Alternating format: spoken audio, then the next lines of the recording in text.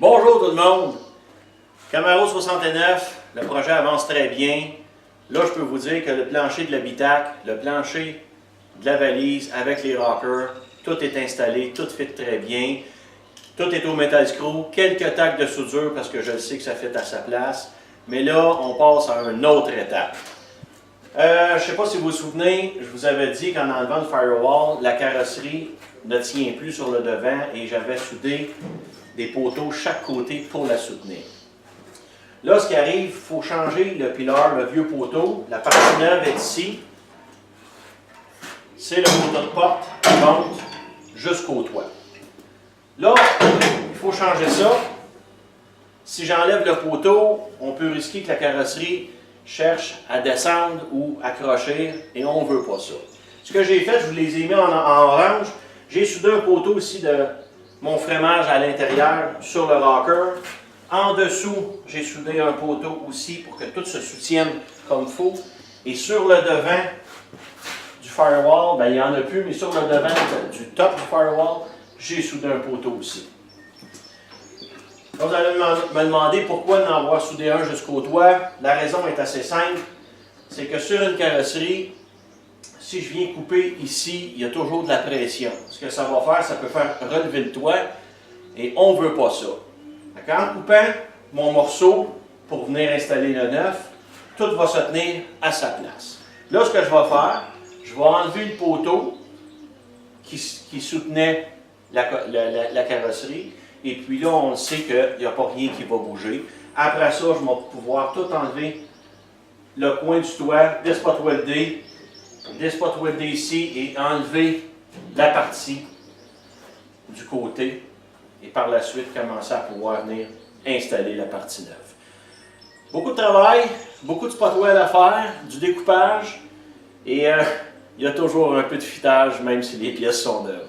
Fait que là-dessus, je vous montre ça, mais que ça soit installé. Salut tout le monde! Bonjour tout le monde! Pour faire suite aux vidéos, pas grave, je continue à tourner.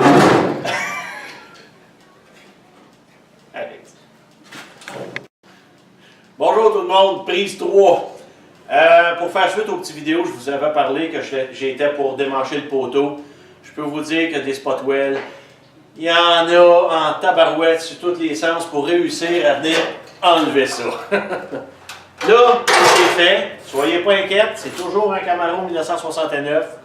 Ce que je vais faire, là j'ai grindé à certaines places. Et puis ce que je vais faire, je vais venir installer le nouveau morceau. C'est un peu trop gros. Je vais venir installer le nouveau morceau. Je vous montre ça tantôt. Bon, pour finaliser la vidéo sur l'installation du poteau, là, je l'ai installé, j'ai mis quelques metal screws, je le sais qu'il fit vraiment à sa place, il arrive vraiment bien dans le contour du windshield. J'ai mis quelques tacs de soudure ici et là, et puis tout se tient bien, tout est solide. C'est très important de venir installer la drip rail, la gouttière, et de voir si tout arrive avec la gouttière du toit, tout arrive en ligne comme il faut. Et par la suite, c'est important de vérifier si la gouttière arrive de la même distance dans le haut avec le bas. C'est sûr que c'est des morceaux de jobber. Des fois, il y a quelques petites corrections à faire. Il a fallu que je fasse une petite correction ici dans le haut pour faire coller la drip rail comme il faut à sa place. Là, on va passer à une autre étape. Dans un prochain vidéo, on va passer à l'étape de la partie intérieure du côté du coil dash. On va venir installer ça. Et par la suite, on va passer à une autre étape. Il va falloir aller installer l'autre bord avant d'enlever le dessus du coil dash. Fait que là-dessus, j'installe ça. Salut tout le monde!